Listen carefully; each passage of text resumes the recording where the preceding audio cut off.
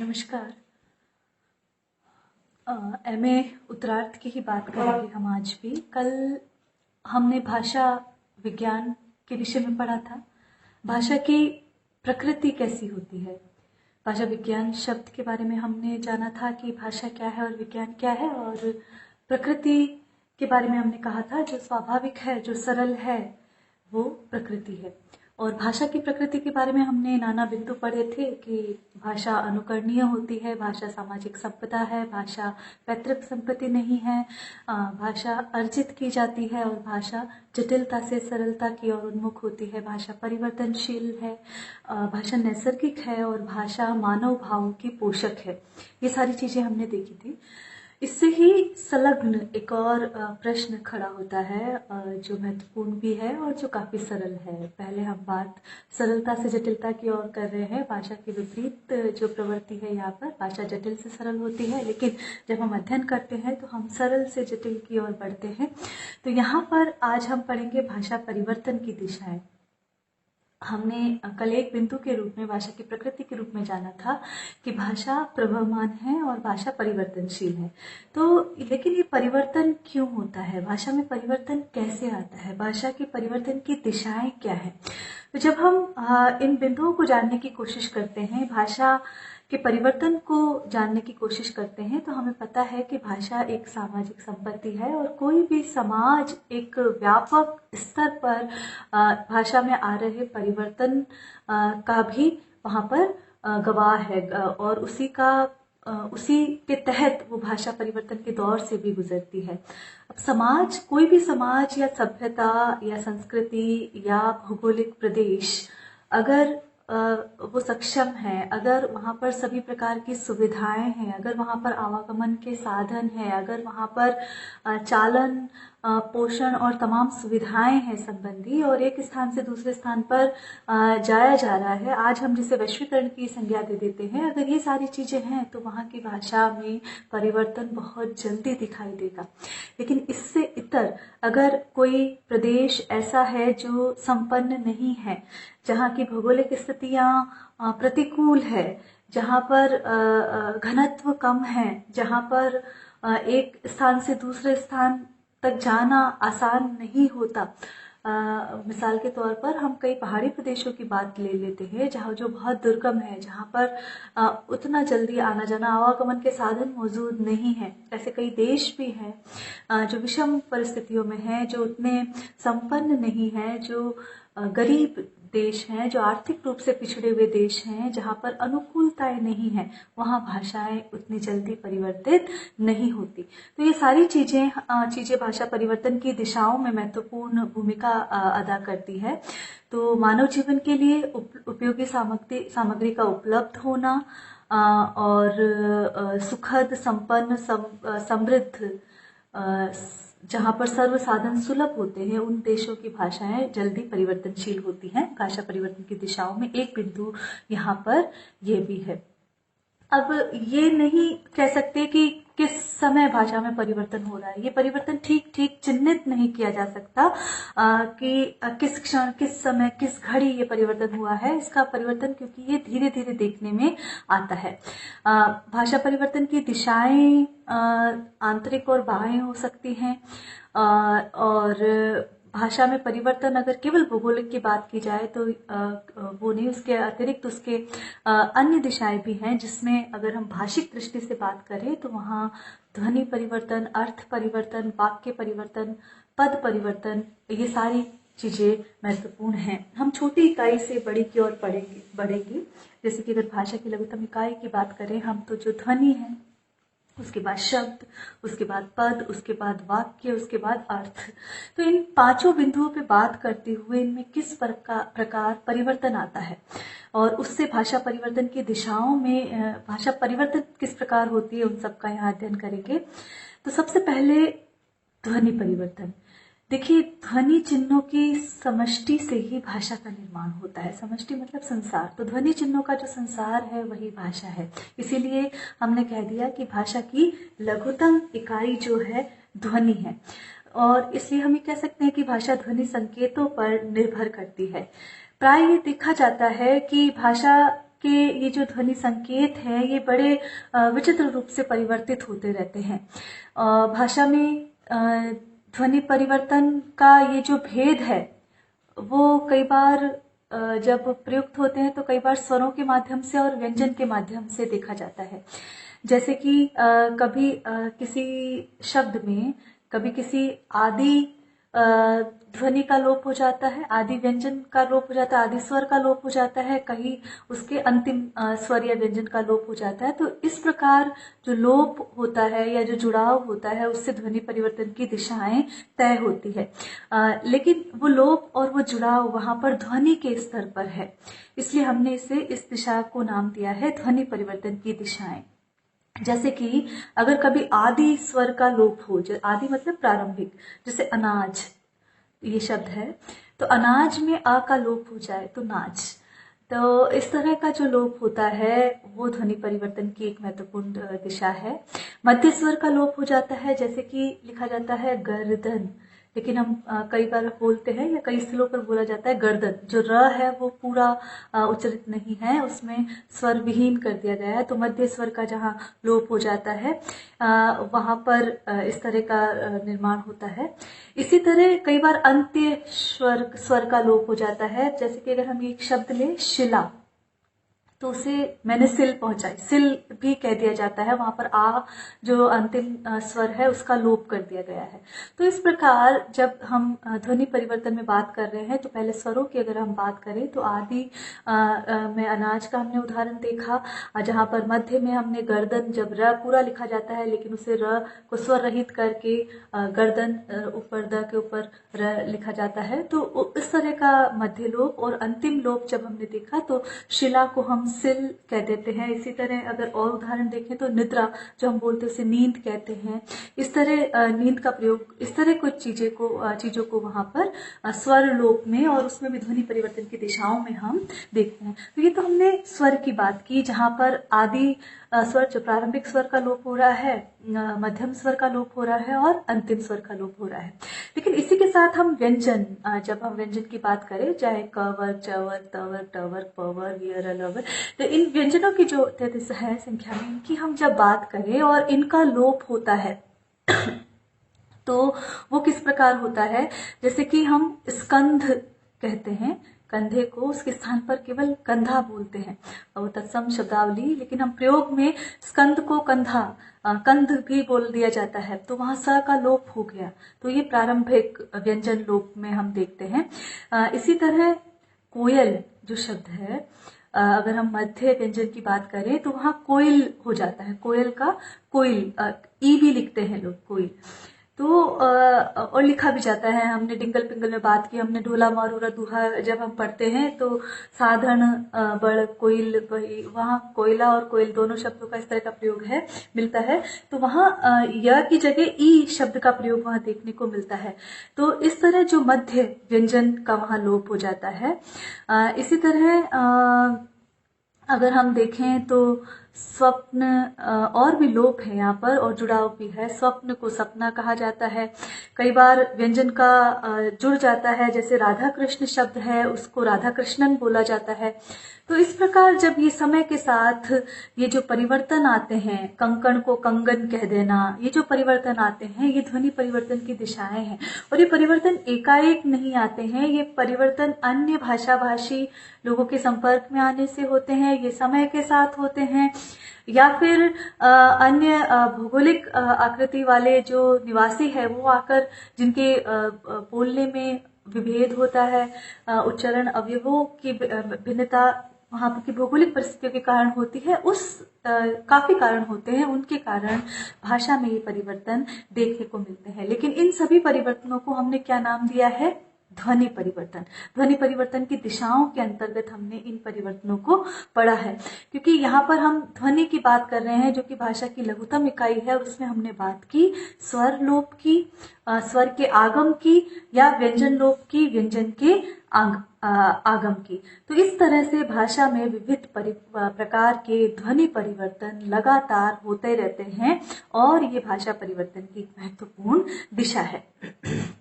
अगर हम दूसरी बात करें तो शब्द परिवर्तन। देखिए कि हमने बात की भाषा की जो लघुत्तम इकाई है वो क्या है, ध्वनि है, और ध्वनि के संयोग से ही क्या बनता है, शब्द बनता है। तो वहां पर शब्द किस तरह बदलते हैं, विभिन्न विभिन्न प्रकार से शब्दों में भी परिवर्तन होता है। जैसे कि हम वैदिक युग की बात करें, हम वैदिक सभ्यता की बात करें, तो वहां तत्सम शब्दों का प्रचलन था। तो वहां पर मात्र, पितृ, इस तरह के शब्दों का प्रयोग होने लगा, या भ्राता, इस तरह का, भ्रातृ, इस तरह के शब्द चलते थे। लेकिन जिस प्रकार धीरे धीरे परिवर्तन हुआ उसमें फिर माता, पिता और भ्राता शब्द आए, ठीक है। और उसके बाद भी अगर हम कमोबेश और आगे परिवर्तन देखते हैं तो माँ या भाई, इस तरह के परिवर्तन वहां पर देखने को मिलते हैं। तो ये जो भाषा में बदलाव है, जो हमने कल एक उसकी प्रकृति, भाषा की प्रकृति में देखा था कि जटिलता से सरलता की ओर, तो जो मातृ, पितृ, भ्रातृ से लेकर माता पिता से लेकर माँ और भाई तक का सफर, जो इस तरह शब्दों में जो बदलाव होता है, वो ये दूसरी दिशा है जिसको हम शब्द परिवर्तन के माध्यम से देखते हैं। इसी प्रकार संस्कृत में अगर हम देखें तो अग्नि जो शब्द है उसका आग के रूप में प्रयोग में लेना, जो हम बोलते हैं, जब हम तत्सम और तद्भव की बात करते हैं तो तत्सम शब्दों का जो चलन था और फिर उनका जो तद्भव में जो चलन हो जाता है, वो एक शब्द परिवर्तन की महत्वपूर्ण दिशा है। इसी तरह जैसे और देखिए, भ्रातृजाया जिसे हम भोजी कहते हैं, ये बहुत जो कठिन शब्द है उसको एक हमने आसान शब्द भोजी में हमने परिवर्तन कर दिया। इसे मातृश्वसा, ये शब्द कोई नहीं बोलता, जिसे हम मौसी के रूप में बोलते हैं। तो ये सारे जो शब्द हैं, कल एक और हमने देखा था उपाध्याय, जिसके लिए आजकल जहाँ का प्रयोग में लिया जाता है।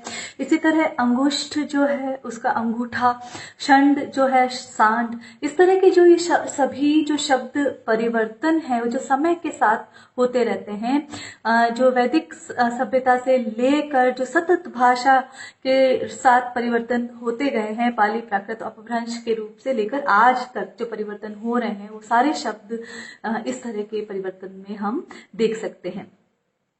हमने ध्वनि की बात की, हमने शब्द की बात की। देखिए, ध्वनि जो है भाषा की लघुत्तम इकाई में देखा, और ध्वनियों से मिलकर शब्द बनते हैं जिसका कोई सार्थक अर्थ होता है, वो शब्द हुआ।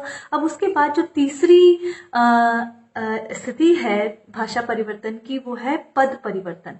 अब पद क्या है, तो प्रत्यय, विभक्ति या क्रिया चिन्ह के योग से जो शब्द बनते हैं, प्रत्यय, विभक्ति या क्रिया चिन्ह के योग से। तो क्या क्या देखा हमने, वहां प्रत्यय हो सकता है, वहां विभक्ति और क्रिया चिन्ह के योग से जो शब्द निर्मित होते हैं वो पद कहलाते हैं। दूसरी परिभाषा आप इस तरह दे सकते हैं कि प्रत्येक शब्द जब तक किसी वाक्य में प्रयुक्त नहीं होता वो शब्द है, लेकिन जैसे ही वो किसी वाक्य में प्रयुक्त हो जाता है, चाहे वो सार्थक अर्थ रखता है या नहीं रखता, वो बात नहीं की जा रही, लेकिन जैसे ही वो वाक्य में प्रयुक्त हो जाता है वो वहां पर पद कहलाता है। दूसरी बात, अगर उसे भाषा वैज्ञानिक परिभाषा देखें तो प्रत्यय, विभक्ति या क्रिया चिन्ह के योग से जो शब्द बनते हैं उन्हें हम पद कहते हैं। जैसे कि एक साधारण सा उदाहरण हम देखते रहते हैं, हम सदैव पढ़ते हैं, जब हम कारक पढ़ते हैं तब भी पढ़ते हैं कि राम ने रावण को मारा। तो यहाँ पर मैं कहूंगी 3 पद है, राम ने, रावण को और मारा, इस प्रकार ये 3 पद हैं। पद परिवर्तन की बात कर रहे हैं हम, तो हमने ये वाक्य देखा, राम ने रावण को मारा। जब हम कह रहे हैं कि प्रत्यय, विभक्ति या क्रिया चिन्ह के योग से जो शब्द बनते हैं उन्हें पद कहते हैं। तो राम ने रावण को मारा, इसमें जब राम के साथ ने विभक्ति का योग हुआ तो ये कर्ता पद बनता है। इसी के साथ जब रावण के साथ को, रावण को, तो वहां कर्म पद बनता है। इसी तरह जब मारना जो क्रिया है उसके जब अंत में आ प्रत्यय जुड़ता है तो वो मारा बना, तो वो क्रियापद बनता है, क्रिया चिन्ह बनता है। तो इस प्रकार जो प्रत्यय का योग हुआ तो ये भूतकाल का ये जो क्रियापद बना, इस प्रकार या कर्ता पद या कर्म पद या जो क्रियापद ये जो बनते हैं ये पद कहलाते हैं। ठीक है, इनसे किस प्रकार परिवर्तन होता है, तो यदि हम संस्कृत भाषा की बात करें तो वहां पर सुबंत अर्थात विभक्तियां, और तिड़ंत अर्थात ती सी अंति, जैसे भवती भवसी भवंती, ये जो इस तरह के प्रयोग जो होते हैं इससे पद बनाए जाते थे। जैसे रामः ग्रामम गच्छति, राम गांव को जाता है। इस वाक्य में अगर राम में हम देखें तो सुविभक्ति जुड़ा है, तो राम है वहां पर बना है, कर्ता पद बनाया गया है। ग्रामम में अम विभक्ति का योग हुआ है, इस प्रकार ये बना है। और गच्छति क्रिया में ती क्रिया चिन्ह के योग से ये निर्माण हुआ है। ये पद निर्माण की ये प्रकृति हम तत्सम संस्कृत से तो देखते ही हैं, अपभ्रंश और इसमें प्राकृत में भी वहां पर परिवर्तन दिखाई देता है। और हिंदी भाषा के आविर्भाव के साथ साथ ये पद निर्माण की पद्धति और अधिक बदल गई। जैसे कि हम देख रहे हैं रामः ग्रामम गच्छति, तो रामः ग्रामम गच्छति ये संस्कृत में है, जहां पर हमने कर्ता रखा है पहले और कर्म फिर क्रिया, इस तरह की बात की है। लेकिन अगर हम उसे ब्रज में देखें तो वहां पर उसे कहा जाएगा राम गांव को जातु है, कि राम जो है गांव को जा रहा है। इसी तरह अगर खड़ी बोली में देखें तो राम गांव नू जावे है, और राजस्थानी में देखें तो राम गांव ने जावे है। तो इस तरह नू ने, ये इस तरह का जो परिवर्तन होता है, या हिंदी में जब हम कहते हैं राम गांव को जाता है, इस तरह का ये परिवर्तन इतना सरल नहीं है जितना आज मैं ब्रज में बोल रही हूँ, अवधि में बता रही हूँ आपको, या हिंदी में बता रही हूँ। ये संस्कृत से होते हुए किस प्रकार ब्रज अवधि में आया और फिर हिंदी में किस प्रकार ये प्रयोग हुआ, पदों में किस तरह परिवर्तन आया, जब हम ये जानने की चेष्टा करते हैं इतिहास के माध्यम से, शोधों के माध्यम से और भाषा विज्ञान की प्रकृति को देखते हुए, तो ये पद परिवर्तन की दिशा जो है वो भाषा परिवर्तन की दिशाओं को समझने में एक महत्वपूर्ण भूमिका वहां पर अदा करती है। तो इन सभी वाक्यों में आकर हमने देखा कि पदों के निर्माण में कैसा कैसा परिवर्तन हुआ, संस्कृत में, ब्रज में, अवधि में और राजस्थानी में, हिंदी में किस प्रकार परिवर्तन होता है। इनसे हम भाषा के परिवर्तन की जो दिशाएं हैं उसका अध्ययन कर सकते हैं। तो अगला जो है, हमने ध्वनि की बात की, हमने पद शब्द की बात की, शब्द परिवर्तन की, हमने पद परिवर्तन की बात की। शब्द परिवर्तन भी इतना आसानी से नहीं हुआ था। उस मात्रे शब्द को माता या माँ कहने में एक बहुत समय लगा।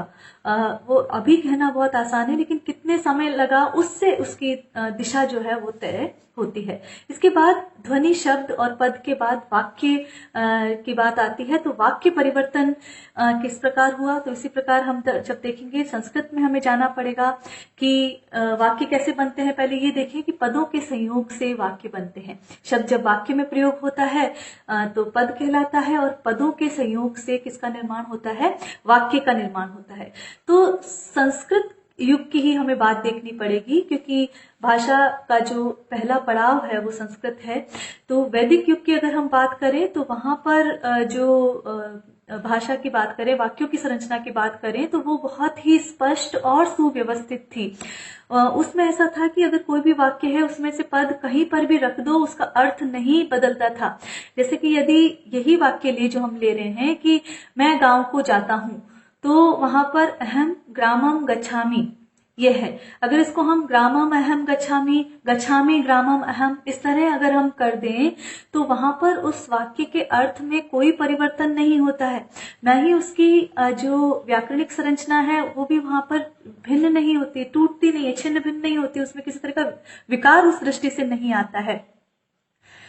ये अगर यही दशा हम देखें तो कुछ समय बाद भी बनी रही, प्राकृत में भी देखने को मिलती है, अपभ्रंश में भी देखने को मिलती है, क्योंकि वहां पर विभक्तियों और प्रत्ययों के संयोग से इतने सुव्यवस्थित ढंग से पद निर्मित किए गए थे कि उनमें किसी भी स्थान पर रख दीजिए उसे, किसी भी उसका क्रम परिवर्तन कर दीजिए, उसमें कोई परिवर्तन नहीं होता था। लेकिन जैसे ही हिंदी का आविर्भाव हुआ उसमें ये व्यवस्था नहीं दिखाई दी। उसमें जरा सा वाक्यों को इधर उधर कर, पदों को उधर उधर कर दीजिए, शब्द का अर्थ ही बदल जाता है।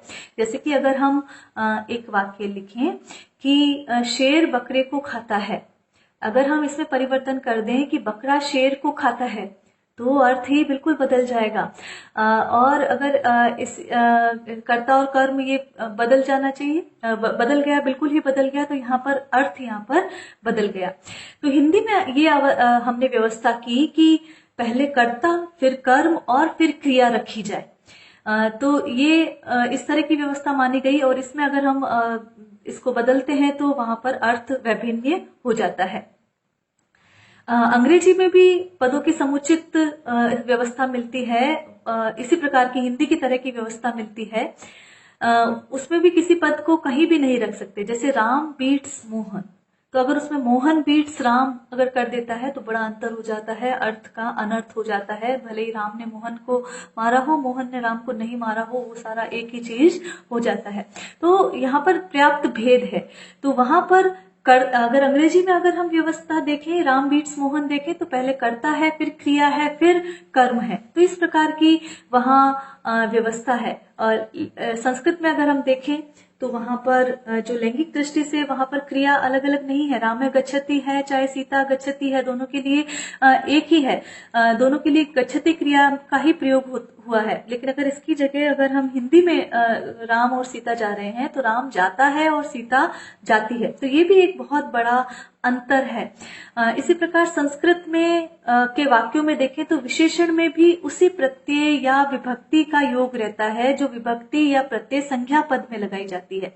जैसे पीतानी पर्णानी पतंती, पीले पत्ते गिरते हैं। लेकिन यहाँ पर दुग्ध धवला चंद्रिका आह्लादयति और शस्य श्यामला भारत माता मनासी मोहयति, तो इन शब्दों में अगर हम देख रहे हैं, पर्णानी को देख रहे हैं, पर्णानी की तरह विशेषण जो है पीतानी में विभक्ति लगाई गई है। चंद्रिका की तरह उसके विशेषण दुग्ध धवला में प्रत्यय लगाए गए हैं। तो ये सारी चीजें, भारत माता में जो विभक्ति और प्रत्यय है वही जो विशेषण अगर हम देखें उसमें शस्य श्यामला में प्रयुक्त होते हैं। तो लेकिन वहां पर या हिंदी में ये पूरी तरह बदल गया है। अगर हिंदी में देखते हैं तो यहाँ नई कोयलें आ गई हैं, सफेद चांदनी खिल रही है, सुंदर नारी जा रही है। तो इनमें संख्या की तरह प्रत्ययों या विभक्तियों का प्रयोग नहीं देखा जाता हिंदी में। तो इस प्रकार जब हम देखते हैं कि चाहे संस्कृत की संरचना देखें या अन्य भाषाओं की संरचना देखें तो उनमें किस प्रकार विशेषण के अनुसार, संज्ञा के अनुसार किस प्रकार वहां पर पदों का प्रयोग किया जा रहा है, उससे हम भाषा परिवर्तन का ज्ञान, भाषा परिवर्तन की दिशाएं हम जान सकते हैं। इसके बाद अगर हम भाषा परिवर्तन की जो अंतिम पड़ाव जब हम देखते हैं कि और क्या दिशा हो सकती है, तो वो अर्थ परिवर्तन की दिशा भी होती है।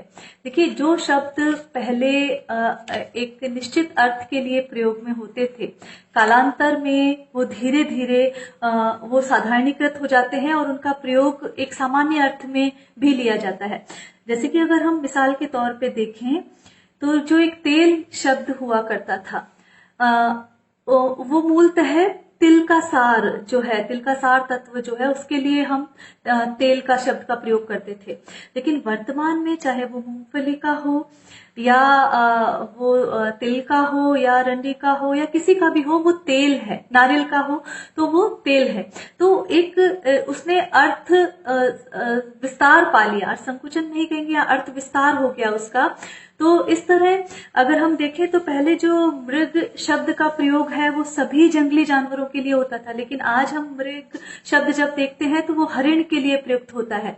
इसी तरह जब हम महाराज शब्द का प्रयोग देखते थे तो वो किसी राजा के लिए प्रयुक्त होता था, लेकिन आज हम किसी को आदर के लिए भी महाराज बोल सकते हैं, तो हम व्यंग्य में भी महाराज बोल सकते हैं। इसी तरह कई शब्द हैं, जैसे कि जो वर है, चमकता वर वासर था बना, हरिओत जो लिखते हैं, तो वर का मतलब पहले हुआ करता था या प्रयुक्त जो हुआ करता था वो श्रेष्ठ अर्थ में प्रयुक्त हुआ करता था, लेकिन आज केवल वो दूल्हा के अर्थ में प्रयोग होता है।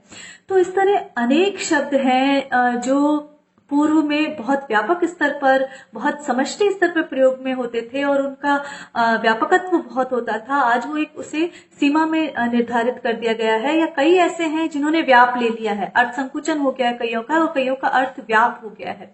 तो इस प्रकार विविध अर्थ परिवर्तन भी भाषा परिवर्तन की ओर संकेत करते हैं, और यही कारण है कि अर्थ परिवर्तन भी भाषा परिवर्तन की एक महत्वपूर्ण दिशा है। तो हमने अर्थ संकोच के कारण और अर्थ व्याप के कारण जिन शब्दों जिस तरह भाषा में परिवर्तन आते हैं उसका प्रयोग यहाँ पर भाषा परिवर्तन की दिशाओं में देखा। तो भाषा परिवर्तन की दिशाएं ये थी जो केवल भौगोलिक या आप उच्चारण अवयवों वाले चीजें का नहीं देख के हम ये जाने भाषा वैज्ञानिक दृष्टि से कि किस प्रकार भाषा में विकार, भाषा में परिवर्तन ध्वनियों के माध्यम से, किस प्रकार शब्दों के माध्यम से, किस प्रकार वहां पदों के माध्यम से, किस प्रकार वाक्य परिवर्तन के माध्यम से, जैसे कर्ता क्रिया और कर्म, कर्ता कर्म और क्रिया, किस प्रकार अलग अलग भाषाओं में ये प्रयोग होता है देखने को मिलता है, किस प्रकार ये परिवर्तन आया। तो इन सब से भाषा परिवर्तन की दिशाएं तय होती है। तो ये भाषा परिवर्तन की दिशाएं थी और भाषा विज्ञान में ये एक महत्वपूर्ण बिंदु है। धन्यवाद।